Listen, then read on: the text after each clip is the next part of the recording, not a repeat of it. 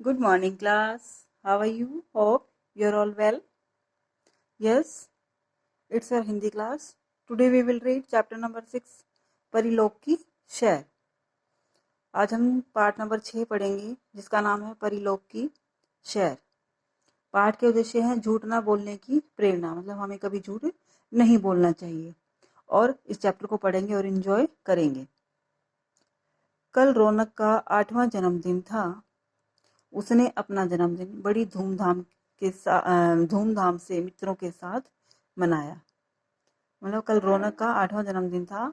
अपने दोस्तों के साथ उसने बहुत एंजॉय किया अपना बर्थडे. उसे ढेर सारे उपहार भी मिले. उपहार मतलब गिफ्ट, तोहफा. उसको उसके फ्रेंड्स ने या उसको सभी ने बहुत सारे उपहार भी दिए. सभी उपहार उसे अच्छे लगे. सभी गिफ्ट जो उसे मिले थे उसे बहुत अच्छे लगे.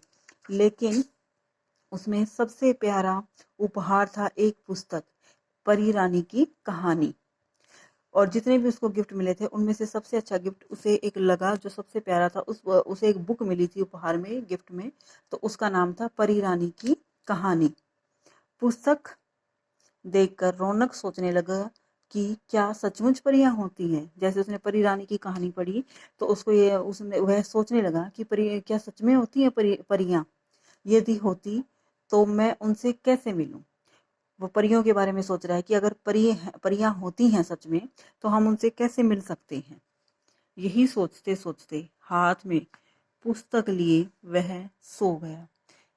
और यह सोचते सोचते वह उसको नींद आ गई. इतने में उसे आवाज सुनाई दी, रौनक उठो, तुम मुझे याद कर रहे थे ना, लो मैं आ गई. जैसे ही रौनक कहानी पढ़ते पढ़ते परियों के बारे में सोचते सोचते सो गया तो उसको नींद आ गई. और इतने में उसको आवाज़ सुनाई दी कि तुम मुझे याद कर रहे थे, उठो मैं आ गई. कौन है, रौनक ने घबराकर उठते हुए पूछा. जैसे रौनक सो रहा था तो उसे आवाज़ सुनाई दी और एकदम से वो डर के मारे जैसे घबराकर उठ जाते हैं नींद में, तो वो एकदम से घबराते हुए उठकर बोला कौन है. तो उसको वो बोली मैं परी रानी. क्या बोला उसने कि मैं परी रानी हूँ. रौनक ने देखा तो वहां एक सुंदर परी खड़ी थी, बिल्कुल वैसी जैसी उसने पुस्तक में पढ़ी थी.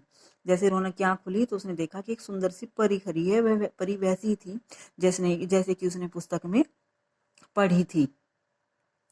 तो इसमें हमने परिलोक की शायरी के बारे में चैप्टर में हम पढ़ रही है.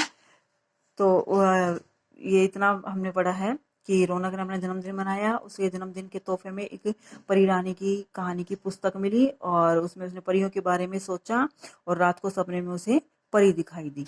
आगे का चैप्टर हम कल पढ़ेंगे. Thank you.